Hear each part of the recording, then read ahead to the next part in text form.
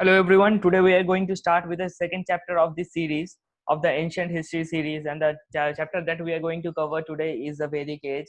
Students often neglect their static GK part while appearing for TISNET, and that is a huge blunder that they do because from static GK, even though the syllabus is vast, from geography, history, and polity, you will get about 7 to 8 questions every year, and these are sure short questions. If you have studied these topics, these subjects well, you'll be able to answer this very easily. Believe me, it will be very easy for you to answer all this. So without further ado, I'll start with the Vedic age. And again, today I'm going to tell you all the important and relevant facts that you must remember for your exam. See, the topics are very vast. If you go very deep, it would be impossible to cover the whole syllabus. So I have made a very crisp PDFs about all the topics related to ancient history and other subjects also.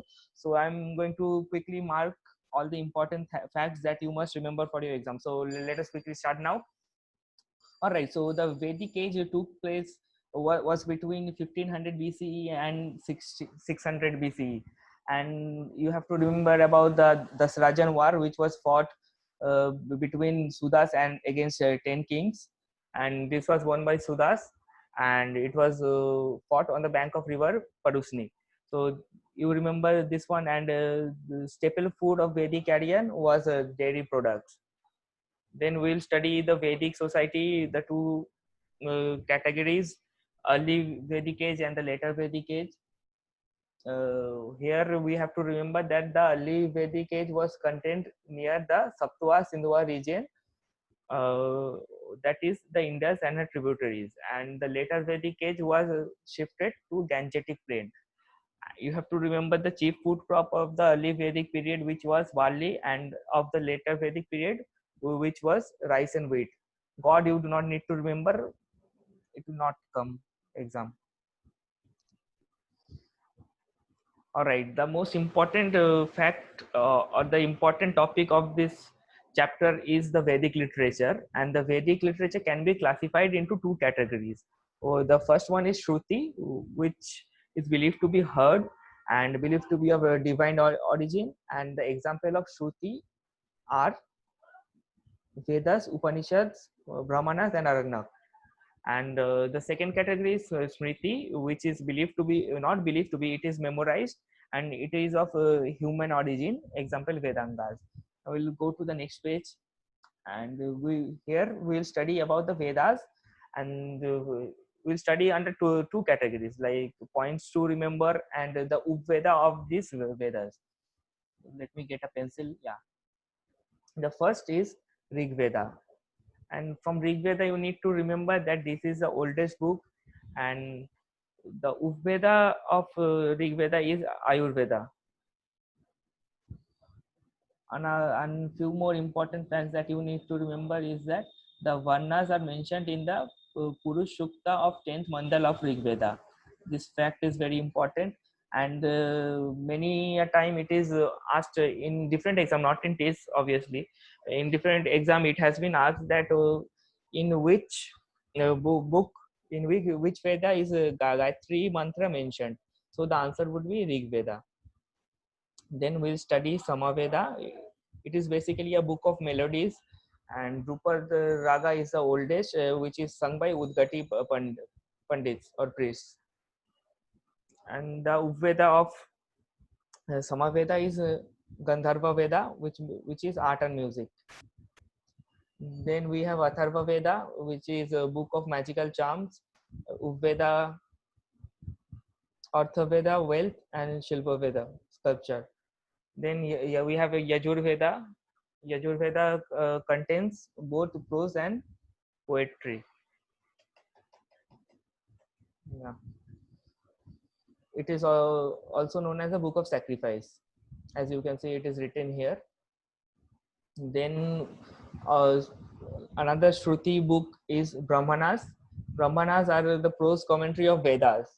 Each Veda has multiple Brahmanas. Yajur Veda, one example of Brahmana that you must remember is Yajur Veda. Uh,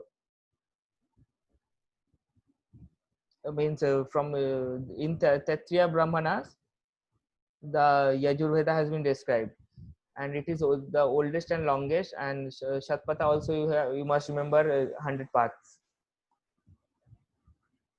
Then we have Aranyaks, forest books. These are the concluding part of Brahmanas. Then we have Upanishad. There are a total of 108 Upanishads, and very important. These three facts are very important for your exams. Like they might ask in which Upanishad were these terms mentioned. Like Satyameva Jayate was mentioned in Mundaka Upanishad. Tamsoma Jyotirgamaya is found in Brihadnayaka, and Atithi Devo Bhava is has been mentioned in Taittiriya Upanishad. So you need to mug up these three facts. We'll go to the next page now. Now we study about the Smriti. Smriti, we have Puranas, Sutras, Vedangas. Vedangas, limbs of Vedas, 6 in number, not very important. Epics, yeah, we'll study epics. These things can be asked in your exam. In epics, we have Ramayana, which is Adi Kavya, 24,000 verses written by Valmiki. We all know this one.